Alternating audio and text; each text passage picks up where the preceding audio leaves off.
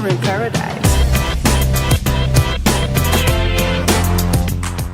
Hola! It's me again, Laura. Annyeonghaseyo. Bonjour. Hello. Marhaban. Mabuhay. Welcome back to my channel.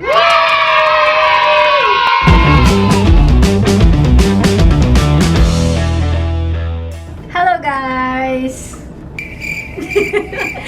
I'm so sorry. I'm very awkward right now because this is the first video I'm doing alone, and as you can see, I'm still very awkward. So please bear with me. However, I really want to do this video hoping na makatulong sa iba nating kababayan na gustong umuwi or nagbabalak na umuwi sa ating beloved country, Philippines. Some of you probably know that I've just recently gone back to the Philippines from UAE after 4 years. For today, I will be sharing the entire process na pinagdaanan ko po going home. As much as I'm excited to be with my family, there are certain protocols na kailangang sundin before I can finally really go home. In all fairness, yung entire experience mahaba, to be honest. Sobrang haba. Waiting time and all those, especially waiting time. Pero the government and the employees of the government from OWA, the Coast Guards, and everyone who assisted us all throughout were really helpful, and hindi kanila pababayaan. There may be some miscommunication and issues, pero at the end of the day, nagawan siya ng paraan.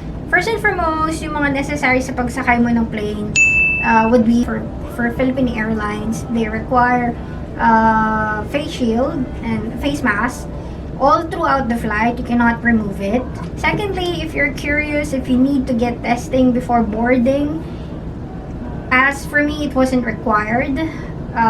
PRC is not needed when I left Dubai. That being said, I think it's important to reiterate na dapat suot nyo po yung face mask and face shield all throughout the flight. Kahit na, honestly, mahirap po. Oh no! So next, arriving in Manila.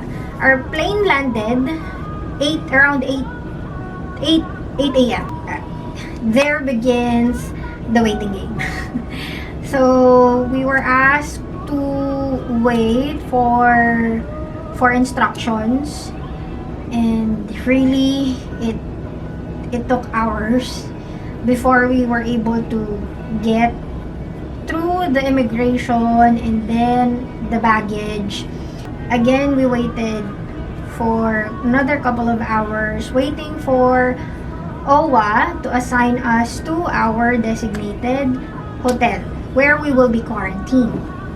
The upside, kahit na sobrang tagal ng waiting, you can really feel taken care of kasi they provided food, snacks, from the time na bumaba kami ng plane until almost lunchtime na, kasi approximately we waited 4 hours or more or less 5 hours for us to get to the hotel. Dialing back a little bit, nung nakuha na namin yung luggages namin, it was very organized. Personally, I think it's very organized.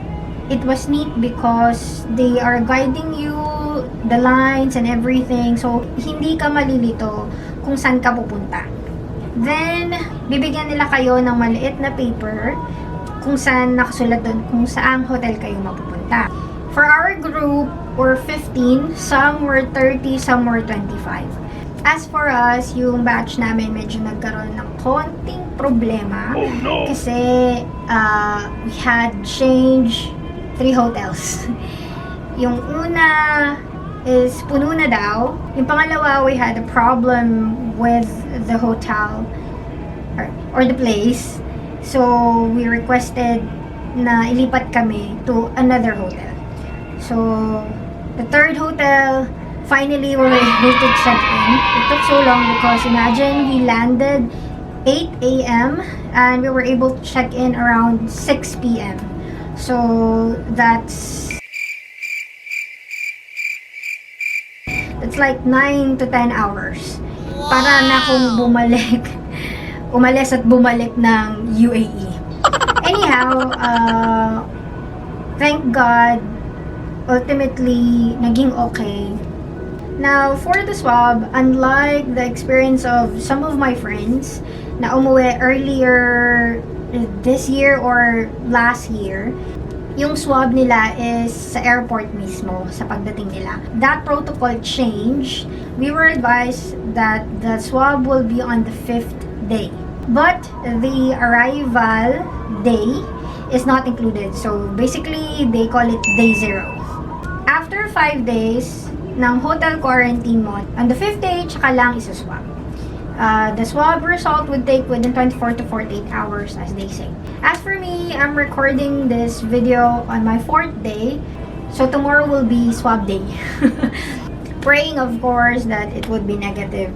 Not just for me, but for the entire group na nakasama ko all throughout the process. Once the result is out and it's negative, that's the time that I can finally go home to our house. For the other kabayans na kailangan umuwi ng province, the flight will also be arranged by the government, by OWA. All you need to do is to let them know that you already have the result so that they can arrange the flight as soon as possible. Although as per the advice, depende pa rin sa mga provinces if there would be additional quarantine guidelines or protocols na kailangang sundin. As for me, I live in NCR. So, the remaining days of the 14 days quarantine, itutuloy na lang sa aming bahay. Lastly, the very important, food. Ang food ay also provided ng government. They provide 3 meals a day. Breakfast, lunch, and dinner. Don't worry, all rice. I heard it's case-to-case basis. However, I think most, if not all, are home-cooked. And it's really good.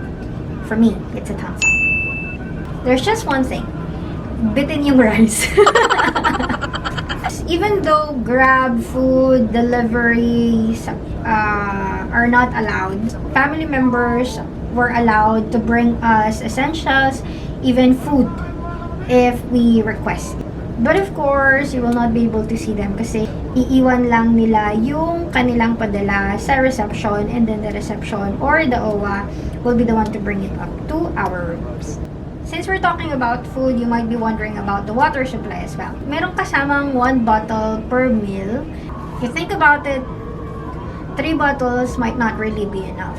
So, this may be case to case, but here in our hotel, we were advised that we can ask extra bottles anytime. And for that, I'd really like to give a thumbs up to the hotel management, the staff, OWA, Coast Guards who have been very helpful from the beginning all throughout the process, making sure that we are actually okay and comfortable. On behalf of all the returning kabayans and visiting OFWs, thank you po so much for your kind and good service. Buhay po kayo! If I missed anything, I'm really sorry and hope you can forgive me because I'm really just speaking based from experience. I'd just like to share what it has been for me. I really just like to give an overview or an idea for all the other kabayans who might be planning to visit or go back home to our country. If you have some comments, suggestions, don't hesitate to leave a comment below. And if it's not too much, hope you can click that like button, subscribe, and hit that bell button for notification and upcoming videos. Thank you so much, guys, once again for your time. See you next time. Bye!